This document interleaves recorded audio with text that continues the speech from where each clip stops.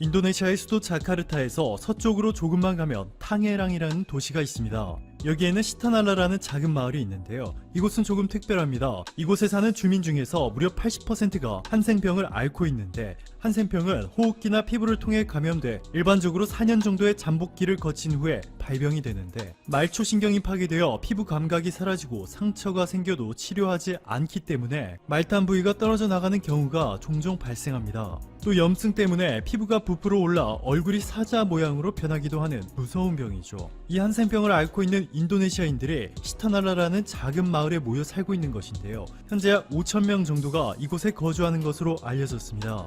이들 대부분이 소득이 없기 때문에 자원봉사단체의 도움을 받아왔는데, 이번 코로나19 사태로 인도네시아 정부가 5명 이상 모이지 말라는 방침을 내놓은 이후에 봉사단의 발길마저 완전히 끊겨버렸죠. 자, 그런데 이곳에 놀랍게도 한국인의 검은 봉지가 어려움을 겪고 있는 이들에게 엄청난 감동을 주고 있습니다. 이제 한국에서 구경하기 어렵지만 10년 전만 해도 동네 가게나 대형마트에서 사용했던 검은 봉지가 시타날라 마을 집집마다 하나씩 배달되었습니다. 이 검은 봉지 안에는 쌀 5kg, 라면 20개, 그리고 한국의 불닭볶음면 4개, 여기에 마스크 4장과 100ml짜리 손소독제 한 통도 들어있었습니다. 이 모든 과정은 그야말로 기적이었습니다. 코로나19로 자원봉사자들의 발길마저 끊기자 시타날라 마을 주민들의 이야기가 아사위기 한센인을 도와주세요 라는 제목의 온라인 기사를 통해 세상에 알려졌고, 이에 한국인들이 응답해준 것이죠. 인도네시아에서 3인도전자라는 전자회사를 운영 중인 한국인 김우진 대표는 쌀 100포대와 라면 120박스를 즉시 기부했고, 앞으로도 한 달에 쌀 100포대씩을 지원하겠다 밝혔습니다. 인도네시아에서 하나마켓이라는 이름의 한인 소매업체는 한인 고객들의 후원을 모아 인도미 140박스를 전달했고, 인도네시아에서 해외 첫 수력발전소를 지은 한국중부발전도 이에 동참했습니다.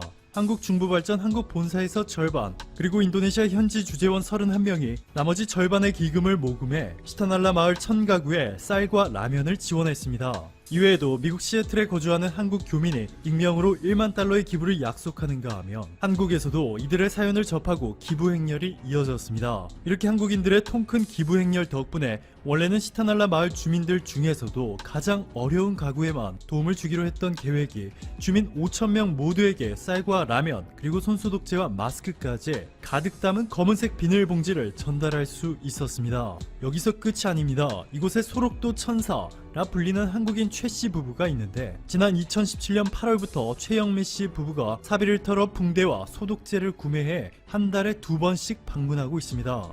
한센인들의 상처 부위를 직접 소독한 뒤 붕대까지 감아주는 모습인데요.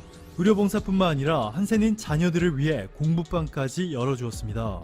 인도네시아인들의 최 씨 부부를 소록도 천사라 부르는 이유죠. 이 소식이 전해지자 수많은 인도네시아 네티즌들이 한국에 감사 인사를 전하고 있는데요. 여기에 한국의 대기업들까지 인도네시아 코로나19 지원에 나서자 인도네시아인들이 감동의 눈물을 흘리며 한국에 열광하기 시작했습니다. 한국 정부가 인도네시아에 한국산 진단키트 32,200회 분량을 전달한 데 이어서 매년 40명의 인도네시아 대학생에게 장학금을 지원하고 8명에게는 한국에서의 유학 기회까지 제공하고 있는 포스코는 이번에 2만 달러 상당의 긴급 구호품과 함께 10억 원 규모의 고성능 마스크 32,000개를 인도네시아에 전달했습니다. 한국의 현대자동차는 인도네시아의 서부 자바주에 드라이브스루 진료소를 설치해주고 방역복 세트 1만 개를 증정해 인도네시아인들을 깜짝 놀래켰습니다. 이에 리드완 까밀 주지사는 현대차의 지원에 너무 감사드린다. 한국에서 성공한 드라이브스루 진료소가 인도네시아에서도 코로나19 검사에 효과적일 것이라 기대하고 있다 라고 전했고, 인도네시아 국회의 함다니 전 의원은 한국일보와의 인터뷰에서 이렇게 말합니다.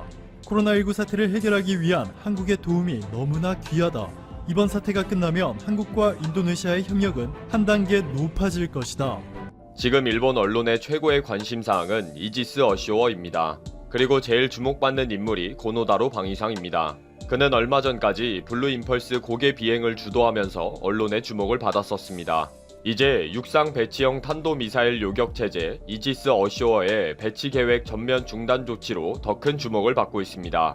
정치인은 자신의 부고만 아니면 뭐든지 언론의 스포트라이트를 받는 것이 제일 중요하다는데 큰 성공을 한 것이나 마찬가지입니다. 그런데 이 중요한 국책 사업이 아베의 뒤통수를 때리면서 진행되었다고 합니다. 고노 때문에 속이 부글부글 끓고 있는 아베가 지금 죽을 맛이라고 합니다.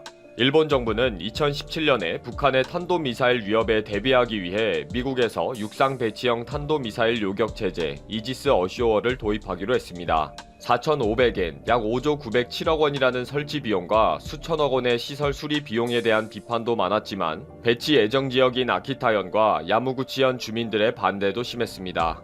그렇지만 일본의 안보를 위해 꼭 필요한 군사시설이고 미국과의 안보 협력의 상징적 사업이기 때문에 그동안 꾸준히 기술적인 문제를 해결하면서 배치 계획을 실행하던 중이었습니다. 그런데 갑자기 고노 방위상이 기술적인 문제로 더 이상 추진하는 것은 무리다 라고 판단해 아베를 만나서 설득했고 지난 15일 전격적으로 이지스 어쇼어의 도입을 잠정 중단한다 라고 기자회견을 한 것입니다. 그동안 국가 안보를 위해 꼭 필요하다고 대대적으로 홍보하던 아베 정부와 일본 언론과 일본 국민들은 큰 충격을 받았습니다.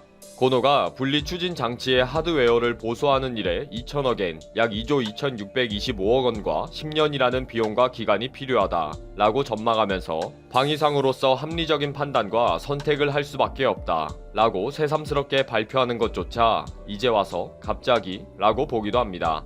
군사평론가들은 부스터의 문제는 처음부터 제기된 것인데 왜 이제 와서 그런 발표를 하는지 의문이다. 게다가 북한의 위협이 증가하는 이때에 일본의 방위는 구멍투성이라고 홍보하는 꼴이 되어버렸다며 고노다로의 본심을 의심하고 있습니다. 자민당 내부에서는 고노의 돌출 행동이 결국 아베와 자민당에 큰 부담이 되고 있다면서 못마땅해 합니다.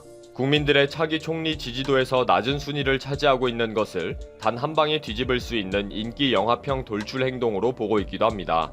이번 이지스 어쇼어 배치 계획은 미국의 관 기지까지 지키는 방어 계획이라는 것을 감안하면 미국과의 관계도 흔들어 놓았다는 거죠. 자민당의 니카이 간사장은 아무런 상의도 없었다. 방위상이 일방적으로 결정했다. 이런 식은 앞으로 절대 있어서는 안 된다. 라고 분노했습니다. 뭐 이런 반발이 있든지 말든지 상관하지 않고 고노다로는 지방 순신을 서두르게 됩니다. 19일 고노다로는 배치 후보지였던 야마구치현을 방문해서 무라오카 지사와 회담을 했습니다. 고노는 분리 추진 장치의 낙하의 기술적인 문제가 심각했다. 개발 기간과 비용을 생각하면 합리적이지 않았다. 라고 배경을 설명했습니다. 그동안 강력하게 배치를 반대하던 지역 주민들과 투쟁 대책위에서는 고노 방위상의 결단에 진심으로 경의를 표하고 감사를 드린다. 라는 환영 인사를 전했습니다. 육상 이지스 배치 지역에서는 그동안 배치 계획서에 오류가 있다. 주민 설명회가 형식적이다.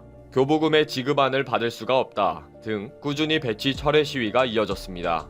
아베 정부의 무리한 정책으로 낙인 찍혀있는 육상 이지스 배치 계획을 고노다로가 한방에 깔끔하게 잘라버리는 결단을 내린 것이 된 것입니다.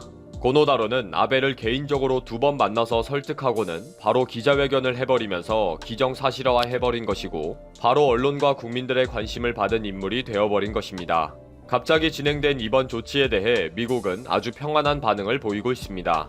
미국은 중지 통보를 받은 적이 없다. 기술적인 문제는 계속 논의 중이다. 라고만 했는데 미국의 이런 여유는 도입 계획은 분명한 계약에 의한 것이기 때문이라는 지적이 있습니다. 막대한 위약금을 내든지 사드 등 다른 방어 미사일을 구입하든지는 일본의 문제와 선택일 뿐이라는 것입니다. 결국 고노다로가 일방적으로 밀어붙인 발표에 의해 아베와 자민당은 끌려가는 꼴이 되어버렸습니다. 아베 정부는 다음 주 중에 배치 계획을 철회할 방침입니다. 다른 방식의 미사일 방어를 논의하여 연말에 방위 계획을 다시 정식 결정하기로 했습니다. 아베도 18일 기자회견에서 육상 이지스의 배치 계획의 정지를 받아들이기로 했습니다. 이번 배치 계획의 중지로 모든 부담은 아베와 자민당과 정부가 안고 가야 할 정도로 복잡한 문제가 줄줄이입니다. 물론 그동안 고노다로는 온 동네 다니면서 주민들의 안전과 비용의 합리적인 관리 등의 이유를 대면서 정치적인 이미지를 만들어 갈 거고요. 자민당 내에서는 이런 돌출 행동으로 인기만 따먹는 고노다로에 대한 불만이 쌓여져 가고 있습니다. 이미 고노다로는 지난 5월 말에 블루 임펄스의 고개 비행으로 언론의 주목을 받은 바 있습니다. C19에 지친 의료진과 일본 국민들을 위로하고 격려하기 위한 대형 이벤트를 펼쳤는데 일본 국민들의 큰 박수를 받았기 때문입니다. 고노다로 방위상은 자신의 블로그에서 블루 임펄스의 비행을 결정한 것은 자신이다 라고 자랑했고 2일 기자회견에서 고노다로 방위상은 전국에서 요청이 있다. 2번째 비행을 준비 중이다 라는 계획도 밝혔습니다. 고개 비행은 상당히 위험하기 때문에 조심해야 한다는 의견은 언론의 스포트라이트를 받으며 귀가 입에 걸린 고노에게는 전혀 문제가 되지 않았습니다. 결국 조만간 전국에서 블루 임펄스 고개 비행을 진행할 것으로 알려졌습니다. 언론에서는 아베의 레임덕이 시작되었기 때문에 고노다로를 통제하지 못하고 있다고 보고 있습니다. 또 실제 아베는 지금 실제적인 권력을 휘두르지 못하고 있으며 여기저기서 아베를 쥐어받고 있다고 보고 있기도 합니다. 이제는 정말 피곤하다고 한다는 아베는 제대로 쉴 수 있을까요? 쌓아놓은 업보가 산더미인데 말입니다.